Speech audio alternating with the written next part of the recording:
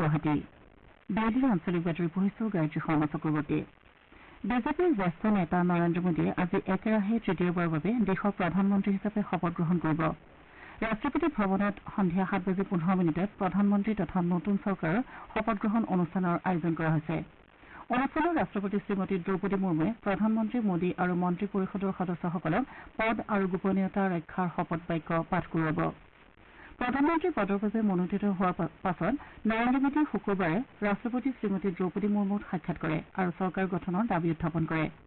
বিজেপিৰ ৰাষ্ট্ৰীয় সভাপতি জে পি নাড্ডাৰ নেতৃত্বত এনডিএৰ এটা প্ৰতিনিধি দলেও ৰাষ্ট্ৰপতিক সাক্ষাৎ কৰে আৰু নৰেন্দ্ৰ মোদীক বিজেপি সংসদীয় দলৰ নেতা হিচাপে বাছনি কৰা বুলি উল্লেখ কৰি এখন পত্ৰ প্ৰদান কৰে।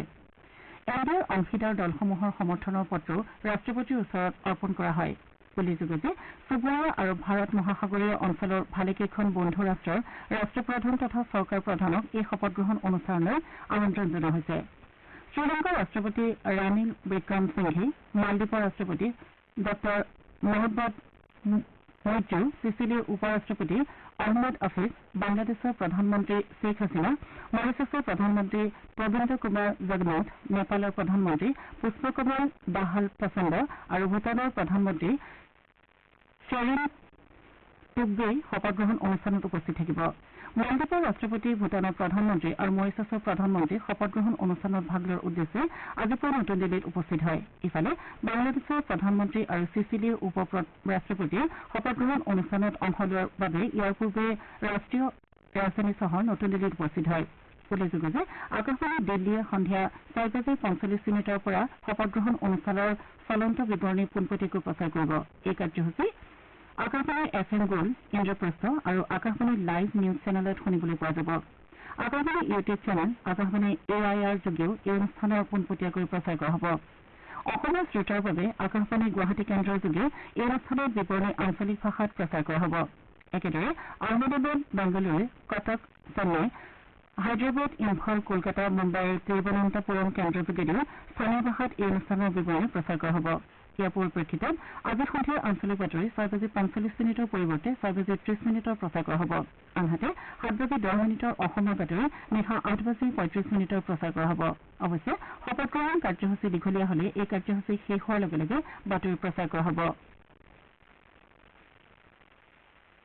বিজেপি নেতৃত্বাধীন এনডিএ চৰকাৰখনৰ শপত গ্ৰহণৰ পূৰ্বে আজি ভাৰপ্ৰাপ্ত প্ৰধানমন্ত্ৰী তথা এনডিএৰ সংসদীয় দলৰ নেতা নৰেন্দ্ৰ মোদীৰ লোককল্যাণ মাৰ্গত থকা প্ৰধানমন্ত্ৰীৰ বাসগৃহত মন্ত্ৰীসভাৰ সাংসদ সাংসদসকলৰ সৈতে এখন বৈঠকত মিলিত হয়। বিশেষ সূত্ৰ অনুযায়ী বৈঠকখনত অমিত শ্বাহ, ৰাজনাথ সিং, নীতিন গাডকাৰী, জে পি নাড্ডা, নিৰ্মলা সীতাৰমণ, জ্যোতিৰাদিত্য সিন্ধিয়া, মনসুখ মাণ্ডাভিয়া, হৰদীপ সিং পুৰী, কিৰেণ ৰিজিজু, সৰ্বানন্দ সোণোৱাল, ডঃ জিতেন্দ্ৰ সিং, জে কিষাণ ৰেড্ডী, অন্নপূৰ্ণা দেৱী, সাবিত্ৰী ঠাকুৰ, অশ্বিনী বৈষ্ণৱ, এছ জয়শংকৰ, পীযুষ গোৱেল, প্ৰহ্লাদ যোশী, অনুপ্ৰিয়া পেটেলকে ধৰি ভালেকেইজন আগশাৰীৰ নেতা উপস্থিত থাকে। উল্লেখযোগ্য যে নৱনিৰ্বাচিত কেন্দ্ৰীয় চৰকাৰৰ আজি শপত গ্ৰহণ অনুষ্ঠানত ডিব্ৰুগড়ৰ সাংসদ সৰ্বানন্দ সোণোৱালে মন্ত্ৰী হিচাপে শপত গ্ৰহণ কৰিব। ইফালে অসমৰ ৰাজ্যসভাৰ সাংসদ পবিত্ৰ মাৰ্ঘেৰিটা আৰু অৰুণাচল পশ্চিম লোকসভা সমষ্টিৰ সাংসদ কিৰেণ ৰিজিজুৱেও মন্ত্ৰী পৰিষদত স্থান লাভ কৰাৰ সম্ভাৱনা আছে। এনডিএ মিত্ৰজোঁটৰ পৰা বিহাৰৰো কেইবাগৰাকীও সাংসদে কেন্দ্ৰীয় মন্ত্ৰীসভাত স্থান লাভ কৰাৰ সম্ভাৱনা আছে। তৃতীয়বাৰৰ বাবে প্ৰধানমন্ত্ৰী হিচাপে শপত গ্ৰহণৰ পূৰ্বে বিজেপিৰ জ্যেষ্ঠ নেতা নৰেন্দ্ৰ মোদীয়ে আজি পুৱা দিল্লীৰ ৰাজঘাটত থকা মহাত্মা গান্ধী আৰু সদৈৱ অটল উদ্যানত থকা প্ৰাক্তন প্ৰধানমন্ত্ৰী অটল বিহাৰী বাজপেয়ীৰ সমাধিত শ্ৰদ্ধাৰ্ঘ্য নিবেদন কৰে। ইয়াৰ পিছত তেওঁ ৰাষ্ট্ৰীয় যুদ্ধ স্মাৰকতো পুষ্পমাল্য তৰ্পণ কৰে। সামাজিক মাধ্যমত এই বিষয়ে প্ৰকাশ কৰি শ্ৰীমোদীয়ে কয় যে মহাত্মাৰ সেৱা আৰু সমাজ কল্যাণৰ প্ৰতি অদম্য দায়বদ্ধতাই দেশবাসীক এখন উন্নত সমাজ গঢ়াৰ দিশত পথ প্ৰদৰ্শন কৰি আছে। আনহাতে অটল বিহাৰী বাজপেয়ীৰ দূৰদৰ্শী নেতৃত্ব আৰু প্ৰগতিৰ প্ৰতি থকা দায়বদ্ধতাই দেশখনক যথেষ্ট উপকৃত কৰিছে বুলি শ্ৰীমোদীয়ে মন্তব্য কৰে। তেওঁ ইণ্ডিয়া গেটত থকা ৰাষ্ট্ৰীয় যুদ্ধ স্মাৰকক দেশৰ বীৰ জোৱানসকললৈ শ্ৰদ্ধাঞ্জলি জনাই কয় যে এই জোৱানসকলৰ অদম্য সাহস আৰু ত্যাগে দেশৰ শক্তিশালী আৰু সমৃদ্ধিশালী ভাৰত গঢ়িবলৈ সকলোকে অনুপ্ৰাণিত কৰে। আমাৰ এতিয়াৰ বাতৰি ইমানতে পৰিল।